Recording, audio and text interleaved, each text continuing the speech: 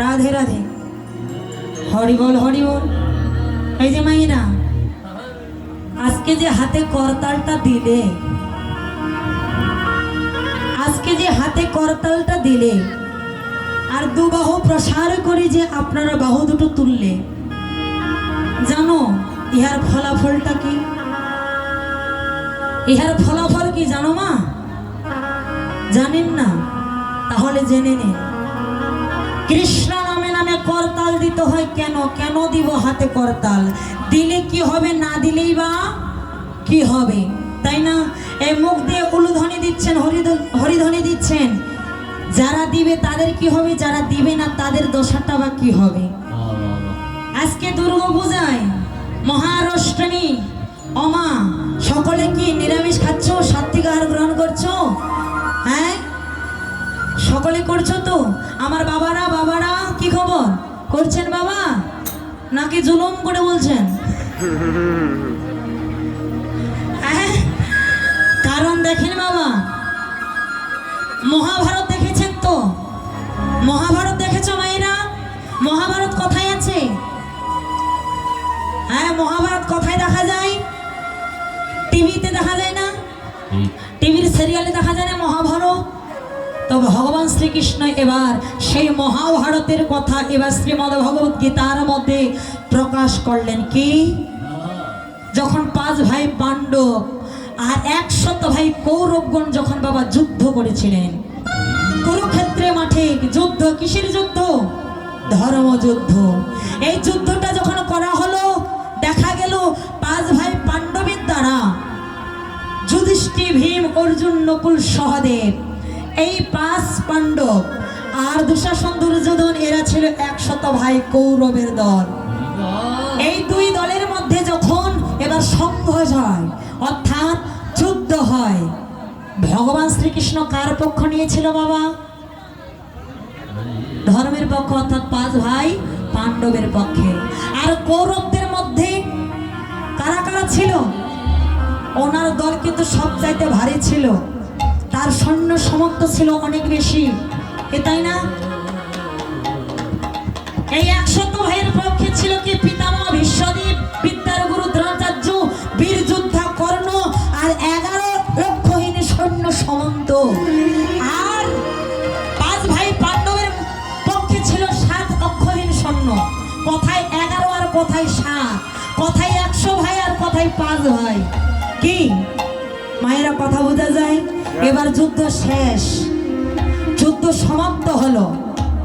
যুদ্ধ সমাপ্ত হলো যখন 5 ভাই পাণ্ডবের দ্বারা 100 ভাইয়ের যেদিন নিধন হলো বাবা, রাজ্য নিয়ে তাদের যুদ্ধ, রাজ্য ফেরত পেল, রাজ্য ফিরে পেল। কিন্তু রাজ্য ফিরে পেয়ে এবার অর্জুন, ভগবানের প্রিয় সখা অর্জুন, মা কথাটা মন দিয়ে শুনবে, অনেক তত্ত্ব পাবে, অনেক জ্ঞান হবে।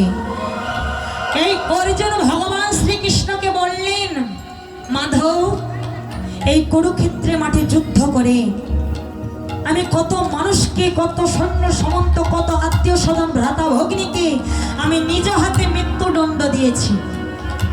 এতে যে আমার অনেক পাপ হয়েছে মাধব, এতে আমার অনেক পাপ হয়েছে, কারণ নিজে হাতে আমি অনেক মানুষকে মেরেছি। এবার বলে দাও না, কোথায় গেলে আমি এই পাপ থেকে মুক্ত পাবো? ভগবান শ্রীকৃষ্ণ মৃদু হাসি দিয়ে অর্জুনকে বলছে, পার্থ, পাপ থেকে মুক্তি পেতে চাও? বেশ, এবার তুমি যাও, গঙ্গা স্নান করে আসো, গঙ্গা স্নান করে আসো। এবার বাবা কি করলেন? গঙ্গা স্নান করতে গেলেন। এবার যখন গঙ্গা স্নান করতে যায়, অর্জুন চলে গেল গঙ্গা স্নান করতে। এবার অর্জুনের সম্মুখে একটা দৃশ্য ঘটে গেল, মারাত্মক একটা ঘটনা ঘটে গেল। কি ঘটনা? না, দেখা যায় 2টো ছেলে, এই 2 ছেলে, তারা 2 ভাই, একজনে মৃত ব্যক্তিকে কাঁধে করে নিয়ে শ্মশান ঘাটে যাচ্ছে দেহ কার্য করার জন্য, সৎ কাজ করার জন্য। ওমা, আমাদের এদিকে মানুষ মারা গেলে কমপক্ষে 30-40 জন পেছন পেছন যায়, কে যায় না? কিন্তু ওটা কোন এমন মরা ছিল, কোন মরা, যে মরাটাকে শুধুমাত্র 2জন ছেলে নিয়ে যাচ্ছে? কি গো বাবা, জানো সে মরাটাকে, ওই ছেলে দুটোকে অনেক বড় তত্ত্ব লুকিয়ে আছে।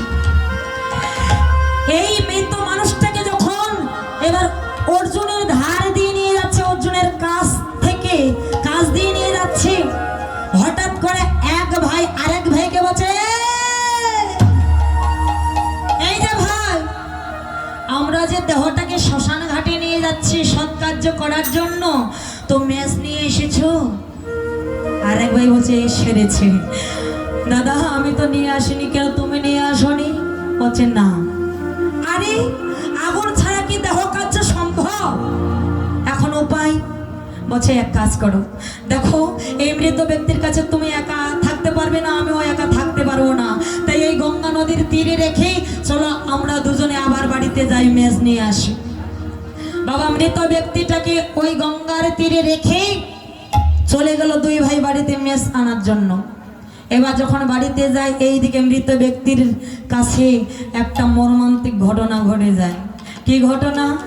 ওমা, ওই মৃত ব্যক্তিটাকে দেখে কথা থেকে যেন একটা চিকন খেটকেটা শ্রীগাল, মনে হয় কত বছর ধরে যে কিছু খায়নি, এমন শরীরের অবস্থা, হাড্ডি ছাড়া মাংস নাই, এমন একটা শ্রীগাল এসে ওই মৃত ব্যক্তিটাকে শুগাশুগি করছে যে ওটাকে খাওয়া যাবে কিনা, মাথা থেকে পা অব্দি শুগাশুগি করছে।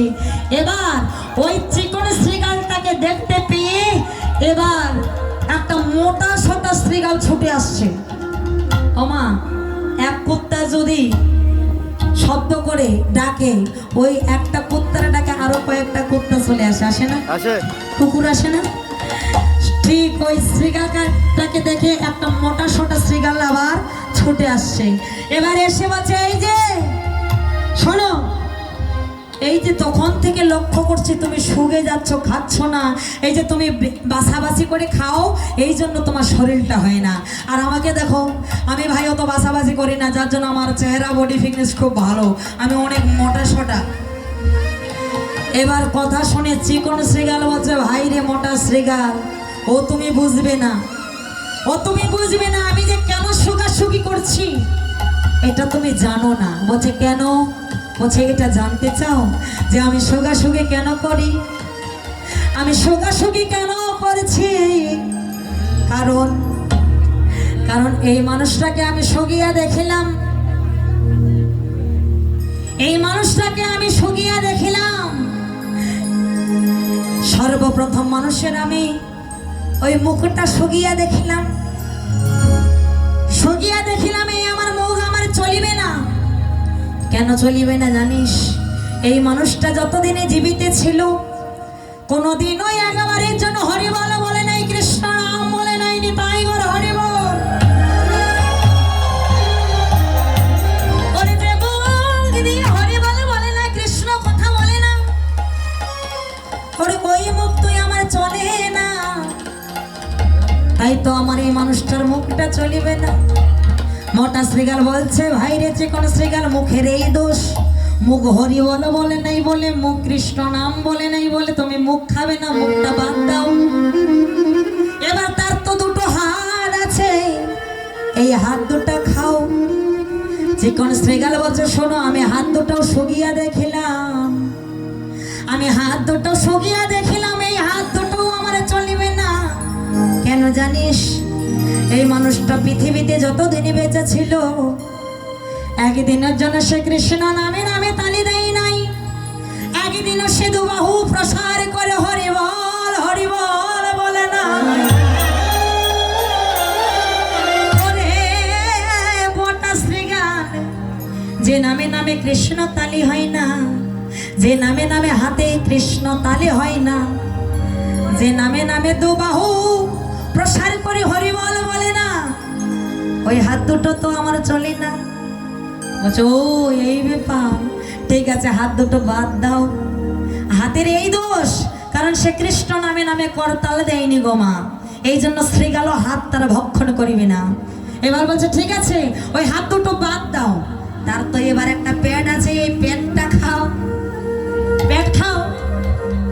যে কোন শ্রীগাল বলছে, শোনো ভাই মোটা শ্রীগাল, আমি পেটটাও শুকিয়া দেখিলাম, এই মৃত মানুষটার আমি পেটটাও শুকিয়া দেখিলাম, এই পেটও আমার চলিবে না, কেন জানিস? কারণ পৃথিবীতে যতদিন এই মানুষটা বেঁচে ছিল, কোনো একদিনের জন্য পূজা প্রবণ ব্রত আদিতে কোনোদিনে সে সাত্বিক আহার গ্রহণ করে নাই, অর্থাৎ যেটাকে আমরা নিরামিষ বলছি। পূজা প্রবণ ব্রত আদি শনিবার, রবিবার, অমাবস্যা, পূর্ণিমা একদিনও সে নিয়ম পালন করে নাই। সারাটা জীবন শুধু ভূতের খাওয়া খেয়ে গেল, কোনোদিন ধর্ম মানে নাই, কোনোদিন ব্রত পূজা প্রবণ মানে নাই, শুধু ভূতের খাওয়া খেয়েই গেছে। তাই তার গোটা ভরিখানা পাপে পূর্ণ। আমি আমার মুখটা বসাবো কথায় এমন একটা জায়গা নেই। তবে হলে বড় বলো, ওই পেট কি আর আমার চলে?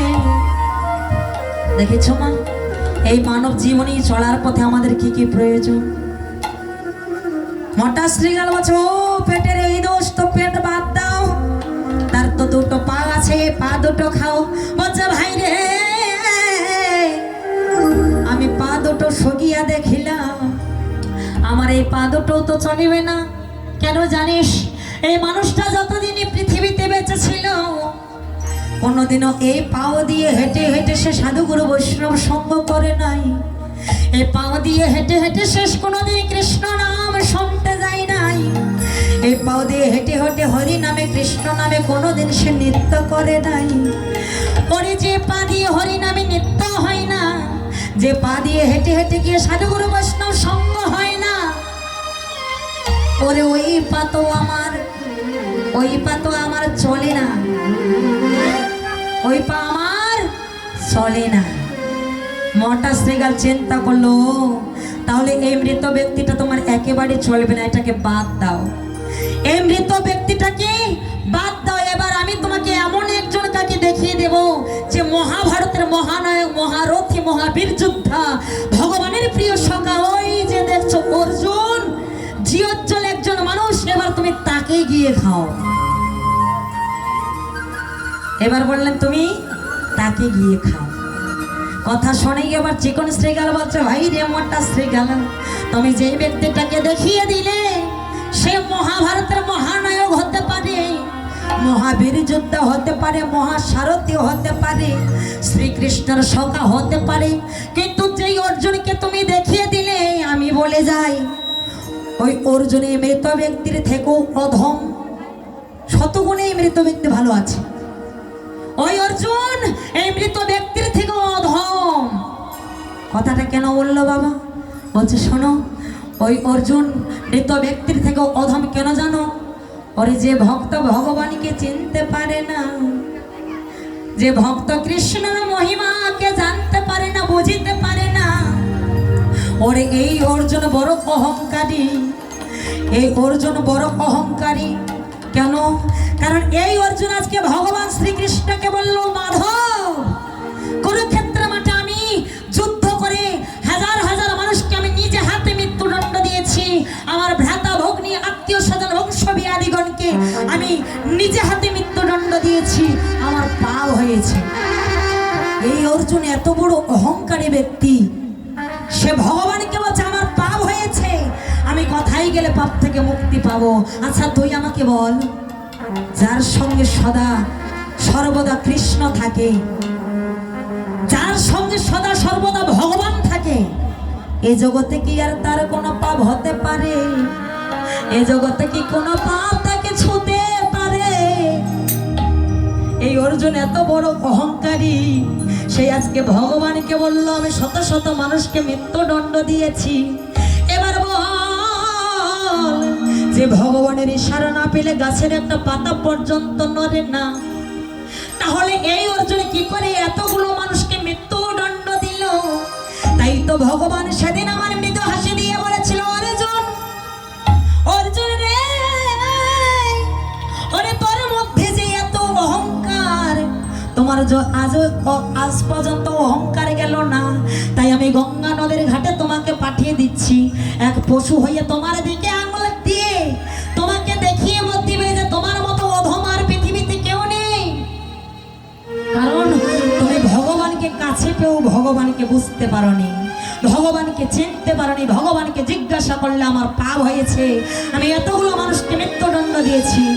কিন্তু ভগবান বলল, ওরে অর্জুন, মহাভারতে যুদ্ধ কি তুমি করেছিলে? ওরে মহাভারতে মানুষকে কি মৃত্যুদণ্ড তুমি দিয়েছিলে? ওরে তোমরা যুদ্ধ করার আগে তো আমি আগেই যুদ্ধ করেছি। তোমরা কাউকে মৃত্যুদণ্ড দেওয়ার আগে যে আমি কুরুক্ষেত্রের মাঠে সবাইকে মেরে রেখেছি, তোরা মেরেছ না। তোমরা যুদ্ধ করার আগে সর্বপ্রথম যুদ্ধ করেছি আমি। তোরা মৃত্যুদণ্ড দেওয়ার আগে আমি সবাইকে মেরে রেখেছি, তারপর তোরা মারতে পেরেছিস। কারণ আমি যদি না মারতাম তাহলে তোমরা কেউ মারতে পারতে না। কি গো মা, কথা বোঝা যায়? তাহলে চিন্তা করো, মনুষ্য কোলে জন্ম নিয়েছি বটে, মনুষ্য কোলে জন্ম নিয়ে যদি নামকে ভুলে যায়, যদি নামকে বুঝিতে না পারি, যদি নামকে জানিতে না পারি, যদি এই সঙ্গটাকে আদৌ বুঝিতে না পারি, সাধু সঙ্গ কি, ভক্ত সঙ্গ কি, এই হরি নাম কি, এই নাম কি, সারাটা জীবন শুধু ঘুমের ঘরে কাটিয়ে দিলাম। কি গো মা, শুনলাম এখানে রাত্রি 12টায় 1টা হয়ে গেলে নাকি ভক্ত থাকে না, যত বড়ই গান বাজনা হোক না কেন। কে শুনেছি? আমি এখানে এসে শুনেছি। কিন্তু আর কতকাল, আর কতদিন, আর কতদিন ঘুমের ঘরে কাটাবে? পরে এসেছে, একদিন যেতে হবে। পৃথিবীতে মানুষের যাওয়া আসা পালা দুটো, একটা আসার পালা আর একটা যাওয়ার পালা। আমাদের আসার পালা জীবনের সবার হয়ে গেছে। কি গো মা, হয়নি? একটা পালা শেষ, এবার শুধুমাত্র যাওয়ার পালা। জানি না ভগবান কখন কোন সময় আপন আপন আমাদের নিজেদের নাম ধরে কবে কখন কোন সময় বাঁশিতে তান দেবে।